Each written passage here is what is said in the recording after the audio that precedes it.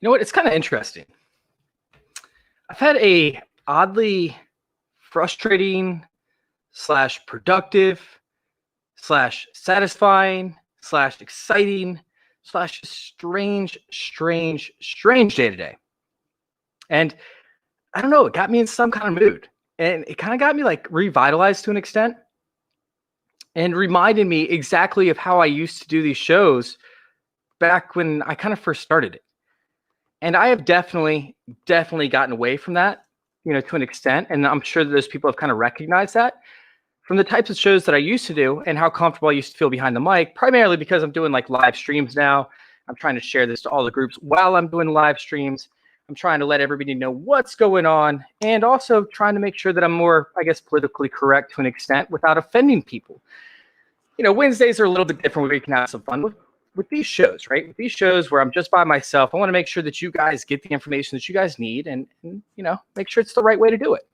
Because eventually with this kind of stuff, I actually do want to go mainstream and, I do want to actually make this somewhat of a career. So I'm trying to do it the right way. But after today, after the weird frustrations and the weird accomplishments I've actually had today, I'm just feeling a little bit spunky. I'm feeling a little bit rambunctious. Big shout out to Dave, by the way. Big shout out to Dave, who gave me a huge shout out over there on Twitter. Get me close to 2K, by the way. So thanks, Dave. I appreciate that. And of course, Troy followed up with it. I believe Matt followed up with it.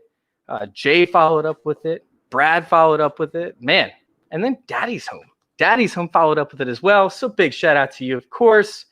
Mike, my co-host on Wednesdays. But anyways, I was sitting there and I think it kind of lit a little bit of a fire under my ass when I saw yet again another crazy ass waiver wire. Guys, if you're sitting there and you're writing these waiver wires every week, how the hell do you have enough fab left to sit there and say hey, there's 30 guys you want to pick up on the waiver wires this week? It is just obnoxious. I literally went onto one of these sites, right? And for each position, they had 20 players listed outside of the quarterback and the tight end. They had 20 players listed of guys that you wanted to pick up this week with no explanation behind it, by the way. They just had waiver wire order and they had 20 guys listed. It's are you guys just putting out content just to put out content? Or do you really care about what you're saying? Because if you're sitting there and you're actually listening to this content that some of these people are putting out, oh, pick up Devonta Freeman, right? That kind of stuff is going to lead to you being broke towards the tail of the season when it actually matters, right? When you're making that playoff run. Listen, everybody's teams have been going through shit. Everybody's teams have been getting torn up.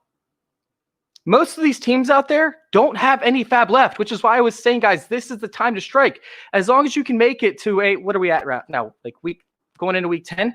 So as long as you can make it to 4-5 or 5-4 or 6-4 or 6-3, I mean, you're in good shape. You're in great shape, right? To make this run because players are still going to get hurt. You're still going to have issues with COVID.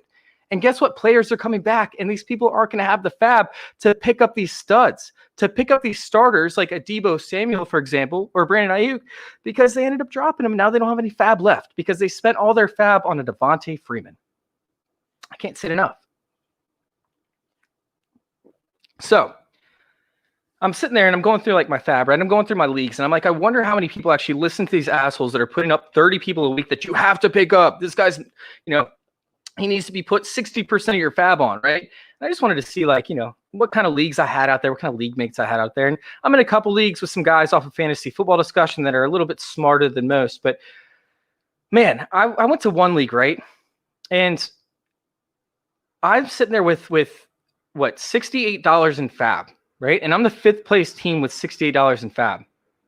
4 teams make the playoffs. The second most fab in this league is $6. Guys, I have the lockout now for the entire rest of the season. All I got to do is play, $6 if I have a higher waiver wire priority than the person that has 6, or play 7 and just knock them out. And this is the whole entire thing. This is how you should have been living. This is how you could have won the championship with Mike Boone, although Mike Boone did fuck you over the week beforehand, but still. Or it might have been the other way around. Either way, guys, this is the time where you can actually box people out. So pay attention. Pay attention to your league mates. See what they need. See if they need anything. Because if you're sitting there and you're the only person with, I don't know, more than $15 of fab in there and you're throwing 25, you're obviously throwing away money. And I don't think I have to say that But I'm going back and I'm looking at it and people are doing it. And it's driving me absolutely insane. It's driving me insane, guys. Take an extra 5 minutes, go to your league settings, right? Or the standings or whatever you use on your platform and just check it out. See what everybody has left and see if they need a quarterback. See if they need a tight end. See if they're going to put Fab on a running back because they might not have to. They might not have to. So then you can go to the next person down. Use common sense. I feel like it's something that I shouldn't have to say, but yet I am saying it. And I do have to say it because people aren't listening. They're sitting there and they're listening to these people that are like, oh, throw 60% of your fab, throw 80% of your fab at this guy. He's going to be a star. It's just stupid. It's stupid. Play smart, not desperate. Now, when it comes to that, I'm here to tell you guys, let's just say 3 guys. I'm going to pick out 3 guys that are just wastes of time that are all on the top of everybody's charts. And it just does not make sense to me. I'm going to start out with J.D. McKissic, I think. Yeah, J.D. McKissic, man, I understand, guys. He's taking a larger snap share than Gibson is, right? He saw a higher target share than Gibson. And the thing is J.D. McKissic's that veteran, right? And you have Alex Smith back there. What we saw last week, however, with all these snaps, with J.D. McKissic dominating as a whole, is the fact that the Giants could actually bring pressure. They've been okay so far this year. They're getting pressure on something like 23% of the defensive snaps. It hasn't resulted in a whole bunch of sacks or anything, but they're still able to bring pressure on the quarterback. Beginning of the game, right? Kyle Allen goes out, and you have Alex Smith, who just came back from a massive injury, right? He's coming in. This offensive line is absolutely terrible over there in Washington. So are you going to put a wide receiver turned running back who does not really know how to pass block yet because he's a brand new player, a rookie with Antonio Gibson? Or are you going to put out a, 7-year-ish vet with J.D. McKissic? Maybe 6 years. No, probably close to 7 or 8. Either way, which one are you going to trust in your backfield when it comes to pass blocking and knowing when to release that linebacker or knowing when to release that safety and hit the flat? Guess what?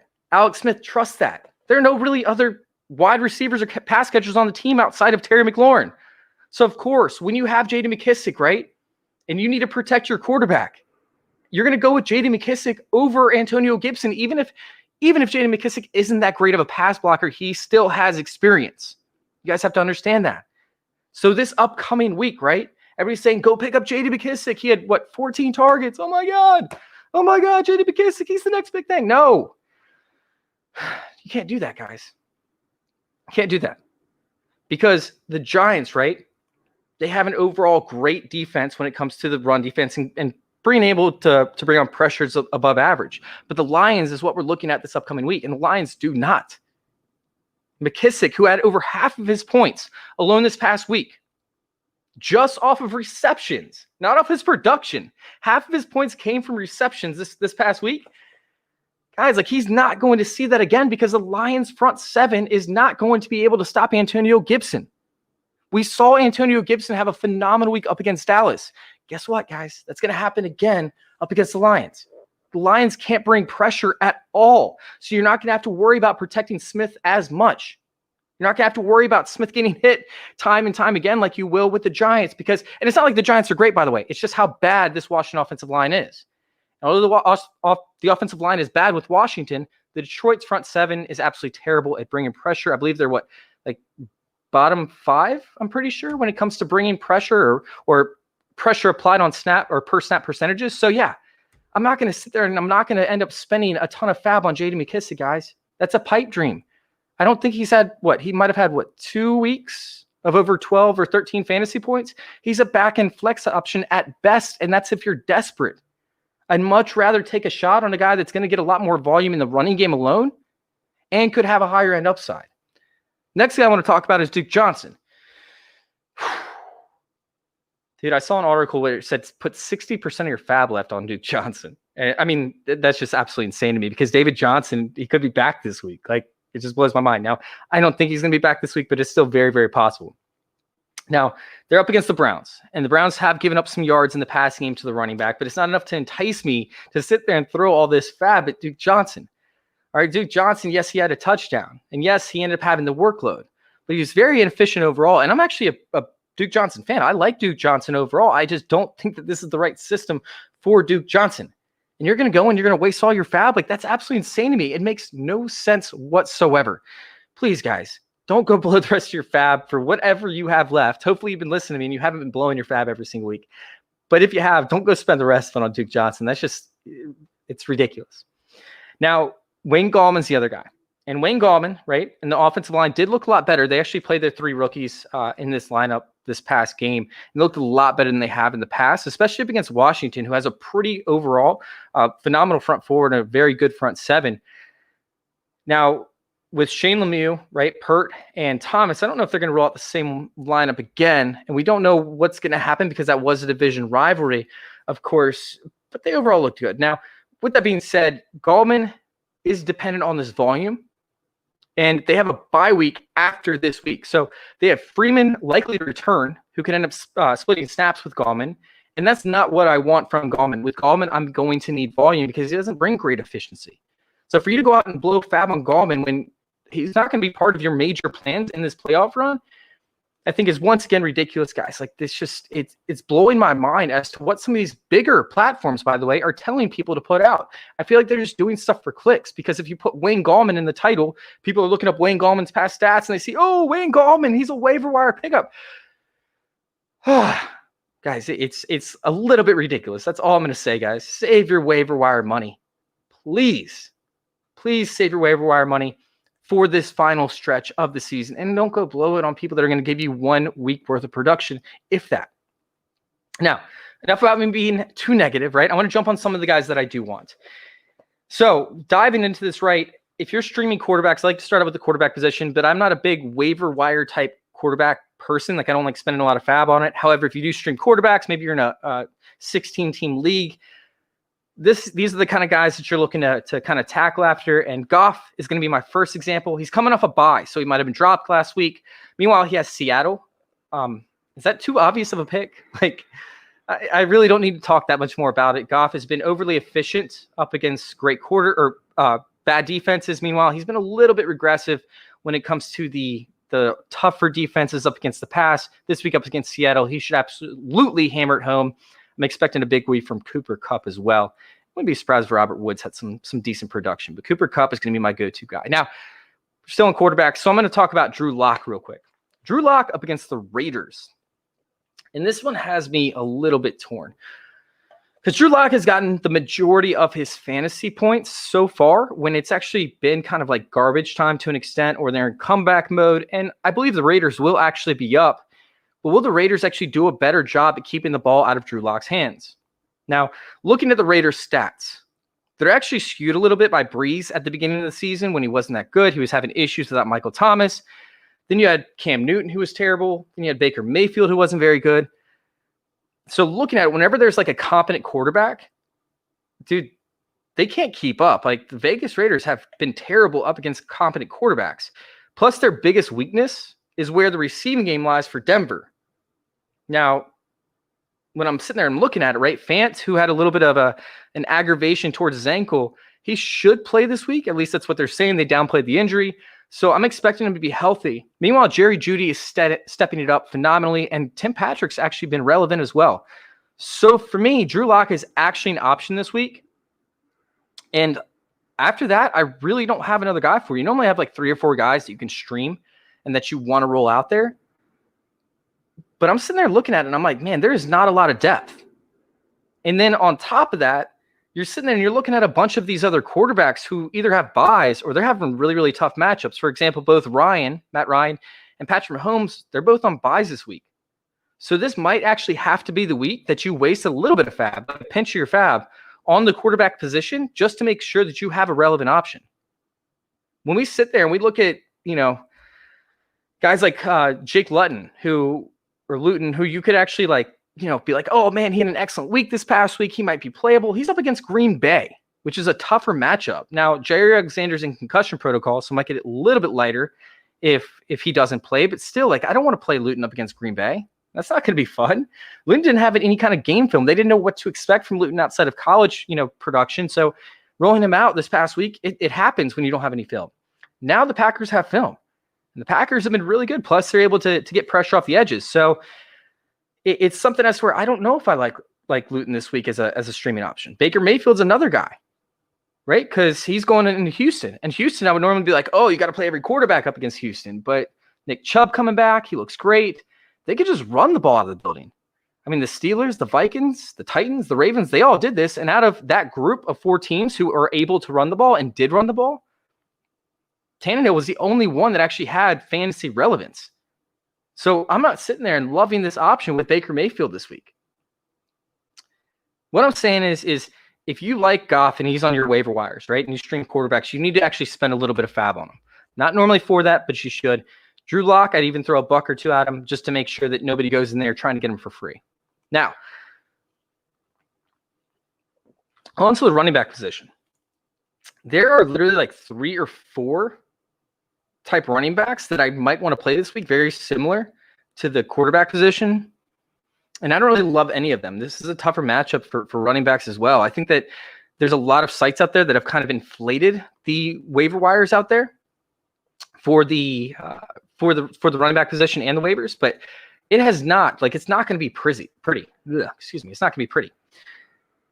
Sitting there and looking at it, I might throw a couple bucks at these running backs and let it lie and see just what happens, but I'm not sitting there throwing a whole bunch of fab at any of these guys, if any at all.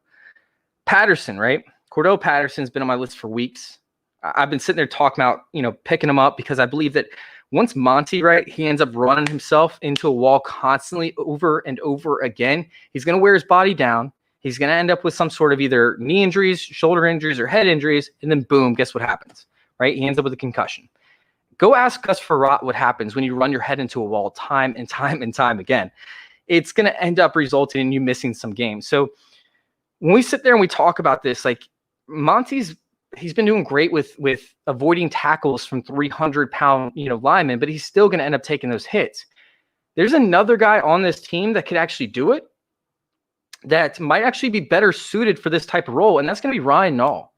This dude is 6'2", 234 pounds, right? He's getting used as a pass-catching back, which is absolutely absurd to me. I don't understand what's going on over there with Matt Nagy. I never have. Ever since he was a head coach, I always thought that he outcoached himself and ended up hurting his own team. I felt very strongly with that when they benched Mitchell Trubisky, which I'll go over here in a little bit. But, I mean, Ryan Nall, he's had 29 snaps so far in the season, 0 carries, and has 6 receptions. This guy's like Peyton Hillis light, but he has better agility. So when we sit there and we look at him, he could actually be used in a more like first and second down role where they're just trying to push the pile, where they're just trying to get that 3 or 4 yards and set it up in second and short or third and short situations. So Ryan Nall could actually be better suited for this role. And I'm thinking that 20 carries a game is actually very possible. Plus, he could get some touches inside the red zone too. And we know he can catch. So you can see that higher end production. Now, I'm not saying go out there and throw 20% of your fab or anything, but if you can go out there and throw $3-4 at it, I would do it in a heartbeat. I think that he's actually worth probably one of the top waiver wire pickups for the running back position outside of Cordell Patterson. Now, when we bounce over to our next guy, I'm going to try and wait as long as I can tonight until I hear about the Harris injury, and it might have already broken by now because I did write this back a couple hours ago.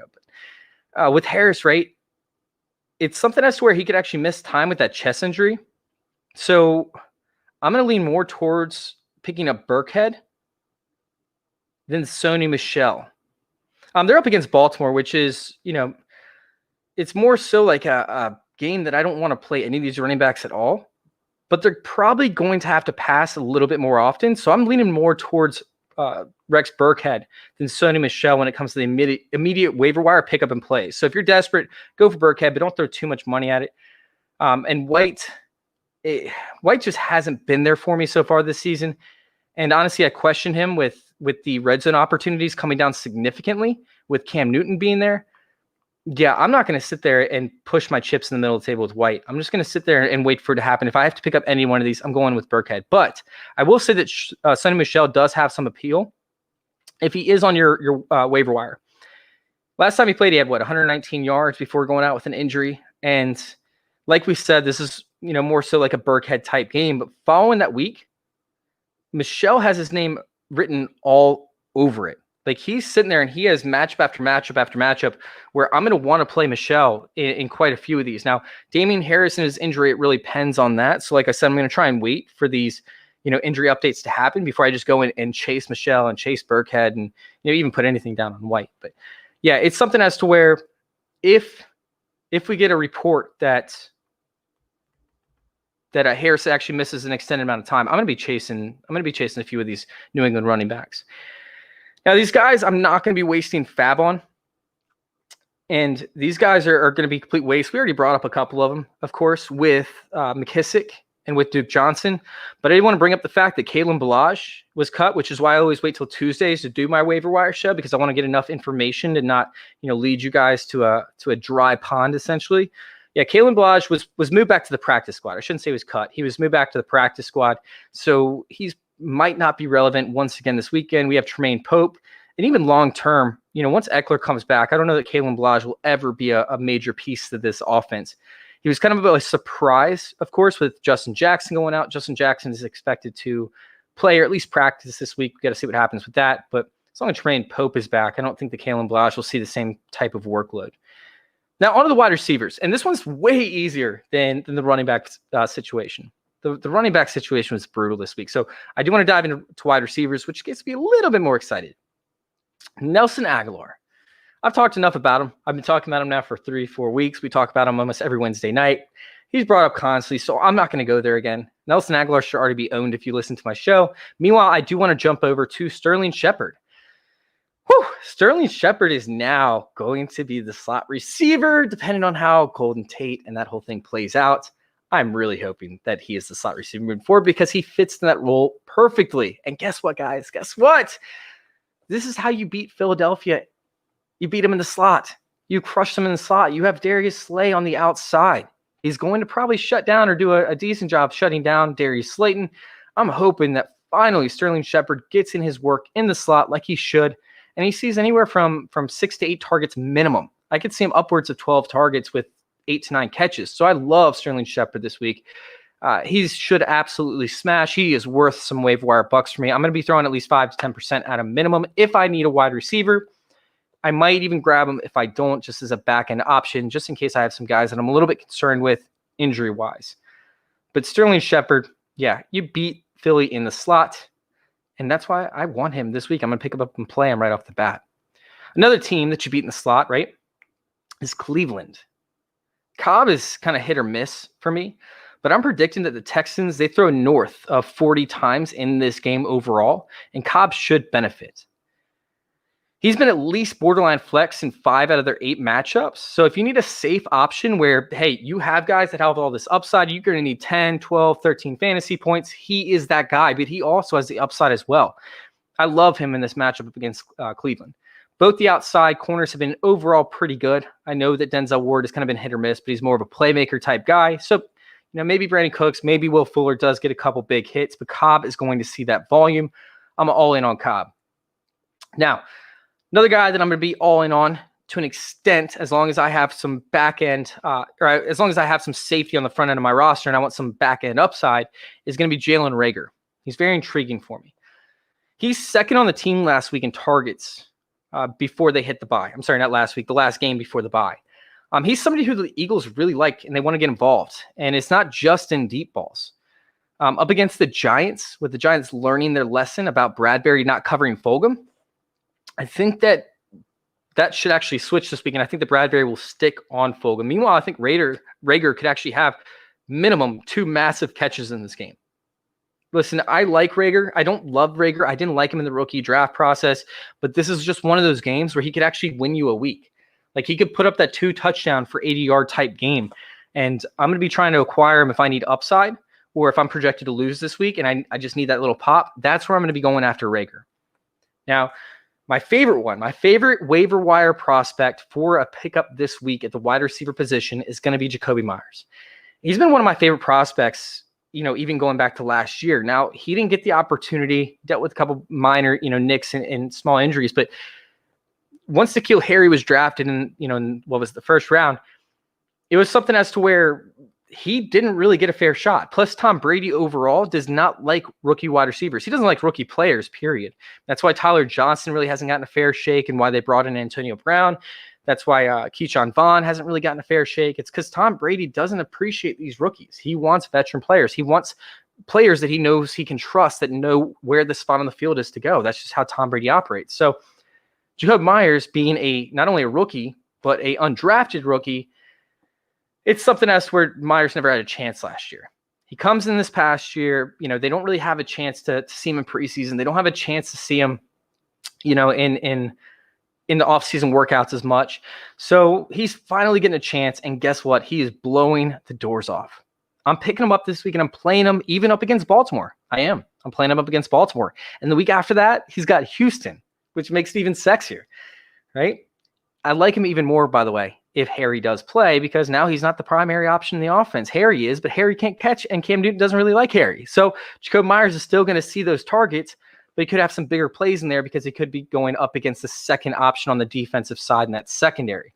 So I love Jacob Myers. He is probably my biggest waiver wire pickup on the entire week at any position. Now, onto the waiver wire holds. These are guys that I'm picking up, and I'm hoping to stash them. I want to see what happens before I just throw them in my lineups. And the first one's going to be Lazard. Now, I've already talked about him 2 weeks in a row now, so I'm not going to spend too much time, but I want to pick him up.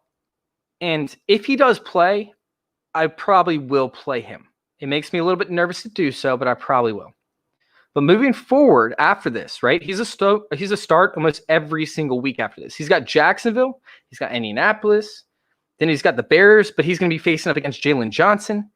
Then he gets whoever is not covering, or who is ever not the cornerback named Darius Slay, who's most likely going to be shattered all over Devontae Adams. Not saying that Devontae Adams will have a bad game, but it could end up directing targets more so this way.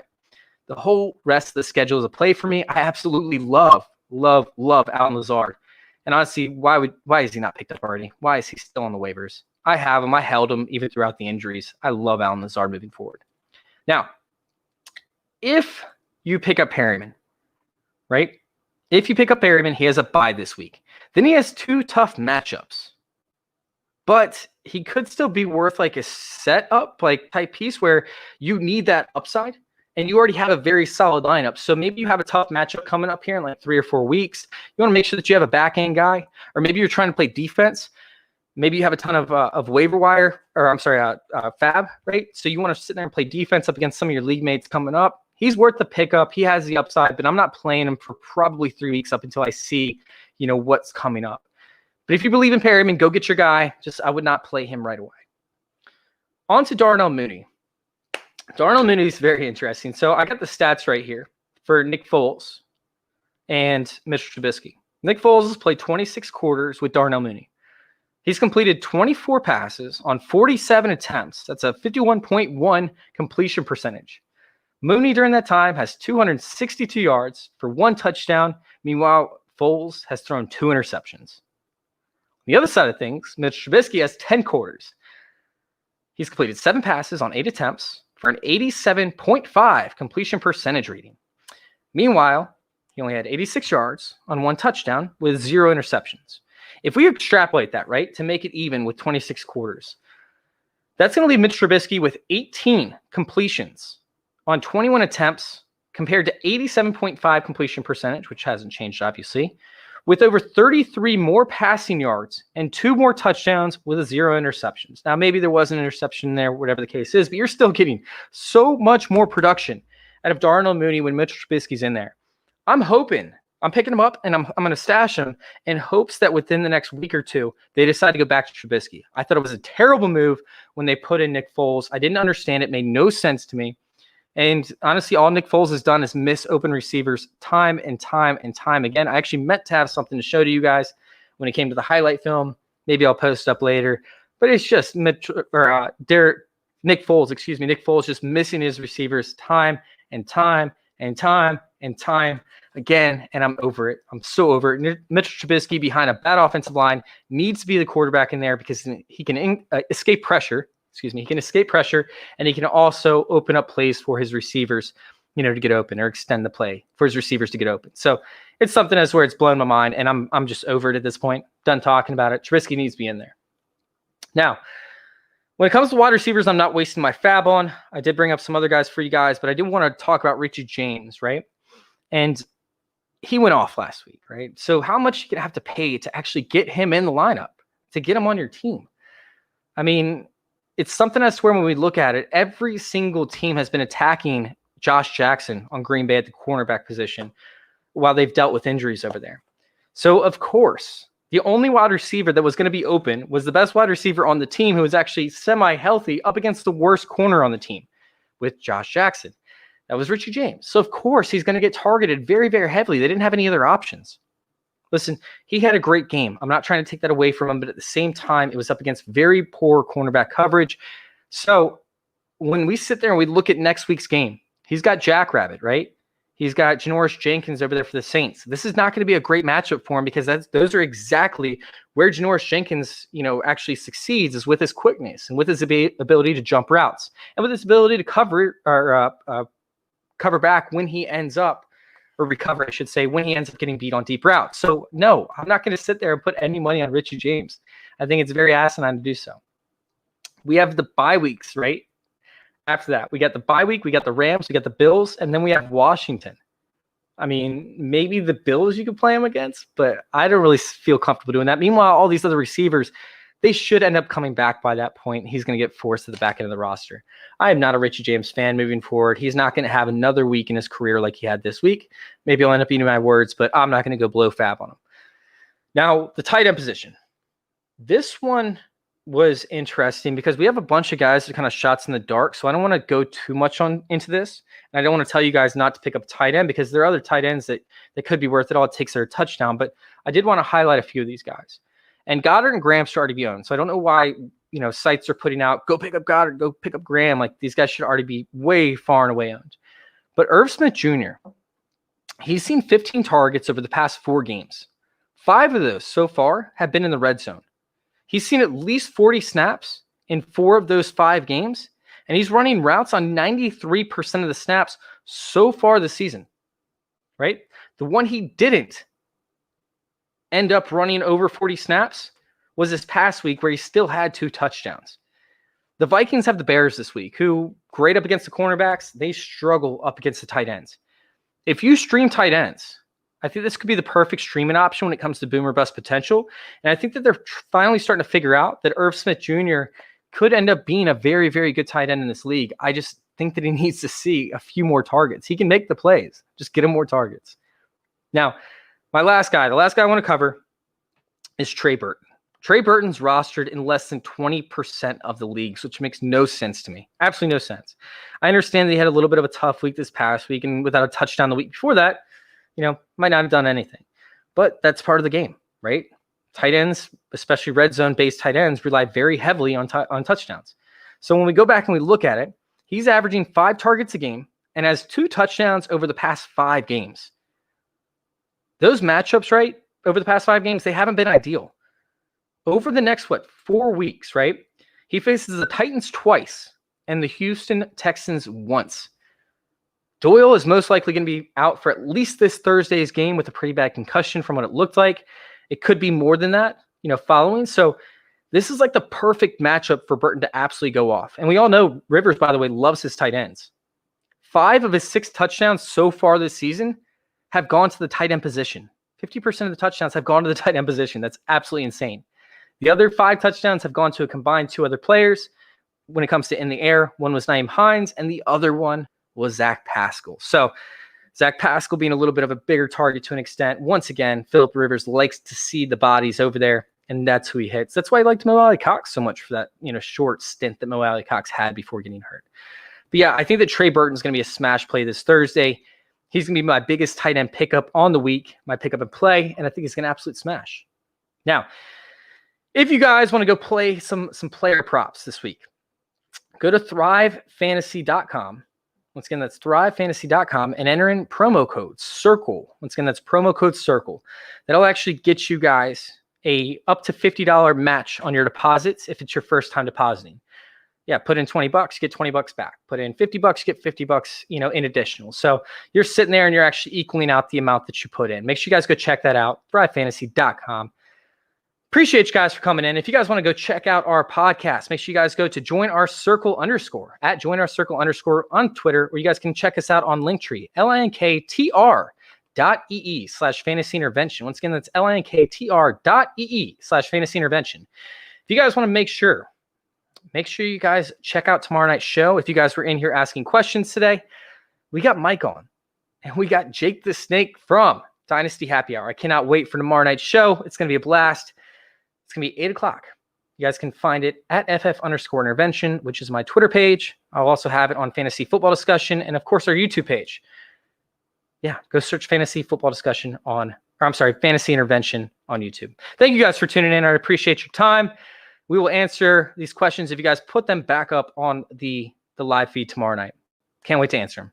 Thank you guys for tuning in, and thank you for letting us intervene with your fantasy football life. I'm out.